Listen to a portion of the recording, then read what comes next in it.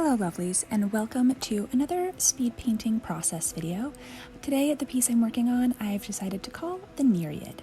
So you can see that I am starting in the background working with this gradient of red and purple. My biggest inspiration for this piece was this idea that I wanted to work on gradients in a different type of background than just, my starry night sky that I typically do.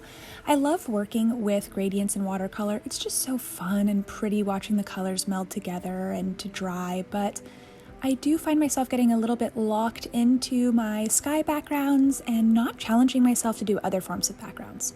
So my idea at this point was to do each rock face here with a different type of color gradient. I wanted to draw the eye to the mermaid despite this beautiful, waterfall scene behind her.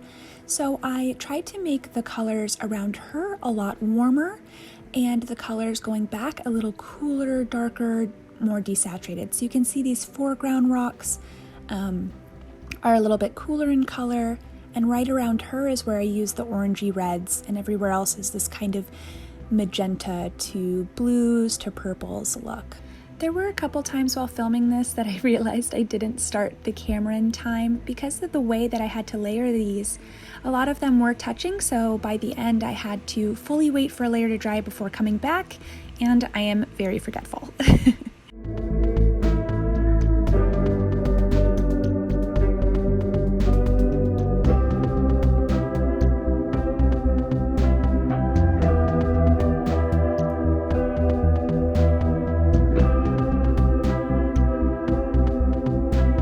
So you can see I'm coming in with that bright reddish orangey color behind her. I wanted it to seem almost like there was this fire behind her, behind that foreground rock, or maybe within her that was bringing the warmth.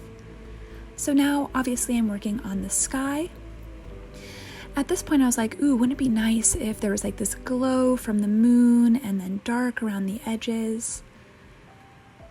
But then I started to notice that there was some bluing happening around the moon. You'll see I added some water and it didn't go well. So I decided to cover it all up and worry about it later. And now I'm going into the water, but if you take a second just to look at the sky, you can see exactly what I was worried about there. I added too much water and it made a lot of blooming. With this waterfall section, I did want it to be dark and sort of abysmal night scene, but I wanted there to also be some gradient in the water as well, because obviously that was my inspiration for the piece. So I'm trying to go in and fix up where the purple was traveling a little too much. Rewatching this is kind of painful because I see myself doing this, and why am I using such a tiny brush? If you look over at the right hand of your screen, you can see that I have a much larger brush over there, and here I am just struggling with this tiny brush. Look at my brush strokes over here, so frantic and unhappy. Because it was so small, I was losing that gradient. I had to go back in and add more. And at this point I was like, oh no, this isn't good. There's too much water in places that there shouldn't be, and the part that the water is moving down the fall, I wanted to be lighter. I didn't want it to be purple, but the purple's traveling up it. It was a whole thing. So now that it's dry, you can see that the color is really uneven. And unfortunately, the dark purple color that I had mixed kept drying this very dusty color, which is beautiful, but isn't necessarily darker or more vibrant than the blue that I was using. I was hoping to keep all of the rocks very, very flat, but as I worked on it, I felt like I really did need to add shadows for dimension. Here I'm going in and doing the skin color of our mermaid. I did want her to appear sort of, otherworldly. If someone is underwater, they're not going to be having like normal melanin skin pigments all the time. So I went with this sickly purple look, and I did want her to look kind of emaciated, monster-like, because if her diet really is just kelp and fish, she's probably going to be a little sunken in, light deficient. And so here I'm just going in and establishing where I want the shadows on her skin to be. I wanted to keep her simple because she is pretty small in context for the piece. So I didn't want to try to throw in too much detail because it probably wouldn't come through in a finished piece. But at this point in the process, I was thinking that I wanted to try my best to stay away from having to go in with dark ink afterwards, like I always do, to outline it. It just never feels finished without it, but I really admire art of other artists that don't need it. And so I was trying my best to see if I could not go in with my handy dandy pen.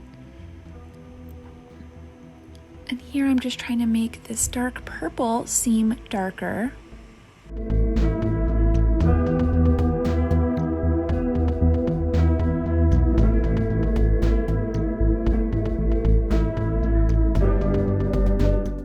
I figured if I could achieve the same outline with just this dark purple that I was using rather than the pen, then that would satisfy both my not knowing how to do reflected light and establish good realistic forms, but also not use the pen.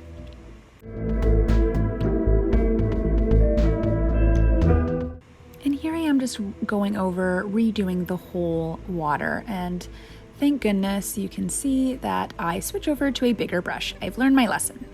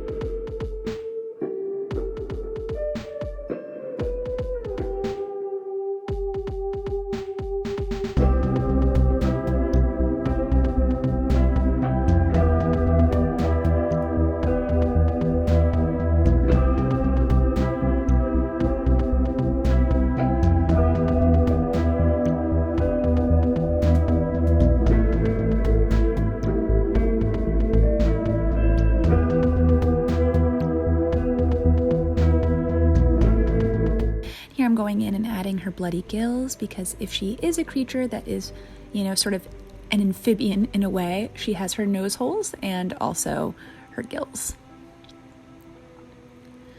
Here I am just adding some texture to the rocks, because I wanted originally to keep them this very flat gradient look, but as the piece was coming together, I just felt like there needed to be a little bit more indication of what was going on here. And it's funny rewatching this because it looks almost like a background in SpongeBob. That wasn't what I was intending at the time, but I like it.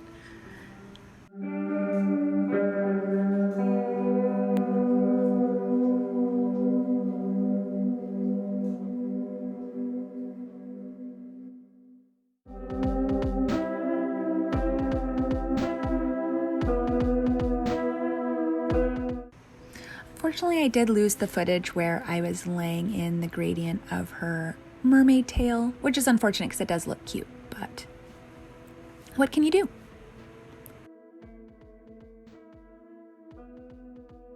So now I'm just going in and doing the scales. I did want there to be some detail on the scales because most of the painting is very flat, and not necessarily very detail oriented. So I did want to just draw the eyes in a little bit with more detail on her. And I was kind of mixing which colors I used for her scales. I alternated between reds and magentas, just like I did with the rest of the background. I really wanted this piece to have a concise color palette.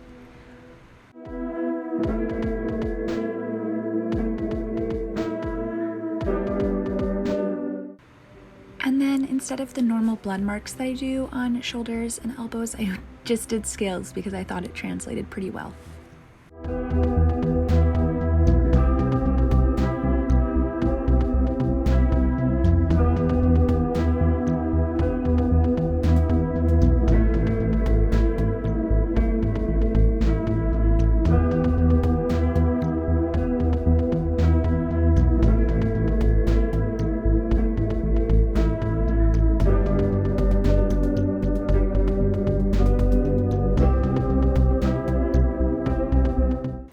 So at this point in the piece, I am using some glittery watercolors that my friend Julia had gifted me. They're a handmade watercolor from a brand that I cannot pronounce their name, but I'm gonna try because I think it would sound funny. It looks like eel watercolors. It's IUILE watercolors on Instagram, and she makes a bunch of really beautiful glitter watercolors and shifting tone watercolors. So I thought that this would be the perfect piece to try them out. I did have to put several layers down to get it to be like opaque glitter. You can see here's after, I think, 3 or 4 layers, but that's exactly what I would expect. And I did find that the layers layered up very well. I wasn't just pushing it all around, and it did dry to the piece pretty well. I did not end up with a bunch of glitter on my desk or anything. I struggled a little bit with the tail. I wanted it to look like a beat up betta, but I'm not very good at fish. So my inspiration for this piece came from a couple different places. I had recently bought a pair of earrings from my friend Raquel of Metamorphosis Studios on Instagram. You should definitely check her out, of this skeleton mermaid. I'm actually wearing it later in the video when I'm talking to you, so definitely take a peek. I was just thinking, the scary mermaid is the perfect equal parts horror and fantasy, like I describe myself on Instagram. And I was just thinking about taking these fantastical creatures and making them emotionally very human. And at the time of painting this, I was feeling very listless and a little, I don't know, sad might not be the right word, but almost melancholy. And so I really wanted to communicate through her. I added a little bit of glitter to the moons a little bit ago, you saw, just because I didn't want her to exist being the only glittery thing, and I did want to show the nereid being pulled by the moon ruling this water and her too. I wanted there to be some relationship. And yes, of course, there are 2 moons. I love doing multiple planets in the sky. I'm an IQ84 fan, what can I say? So here I am adding black ink to everything. It just didn't look quite finished to me, so hopefully after a couple more attempts I can get it right. I did want to share though that, sometimes when you're doing art, you envision it coming out a certain way, and then you have to just remain adaptable so that you can end up with a piece that you like, rather than necessarily exactly the technique that you expected. And there's her little teeth. And here is the finished piece.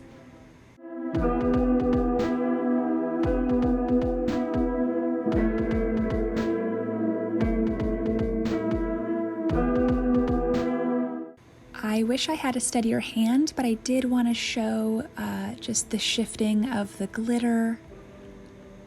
But again, a very unsteady hand. So here's a photo of the finished piece. Thank you so much for watching and tuning in. Like and subscribe if you want to see more.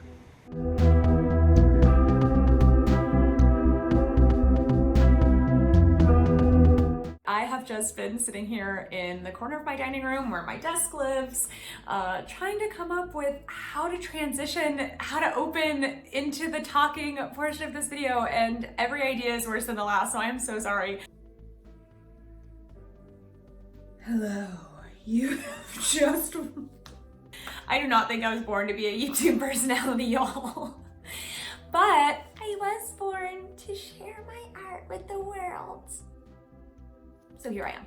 Anyways, today was a really great day for sharing my art with the world. I actually just got back from dropping off several of my pieces to be shown in a community art show for the entire month of January, hosted at Battery Street Jeans. So if you live in Burlington, Vermont, and you plan on living in Burlington, Vermont, January of 2021, you should absolutely stop by Battery Street Jeans. They're an awesome local thrift shop who does all sorts of wackiness and weirdness, but also has some gallery space and studio spaces in the downstairs, so definitely take a look for me and other lovely artists. If you love me a lot, you'll definitely go see it. Hopefully if you even love me a little bit, you'll go see it, and maybe even if you want to make fun of me, you can go see it too. I don't know, all eyes are good eyes, right? Anyway, I have been very busy the past couple months, and I expect to be very busy in the coming months, but I don't want to speak too much on it because I am superstitious and I don't want to jinx it yet. So with that said, I will bid you all adieu and have a wonderful morning, evening, afternoon, weekend, work week, new year, whenever time you are watching this video. Bye!